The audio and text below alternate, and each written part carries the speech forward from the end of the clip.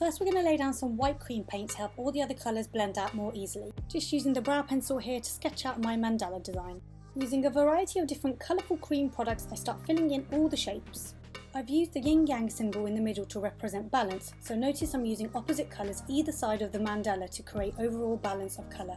I use the white cream eyeshadow base a lot to create different shades and tones.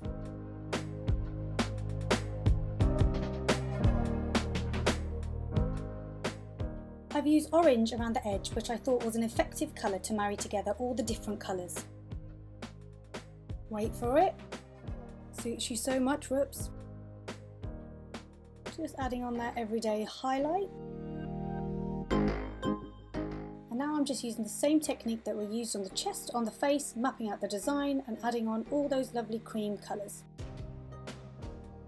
And here I'm using pretty much all the Vivid Bright liners, the Epic ink liner and the white eyeliner to outline and add details to all the shapes.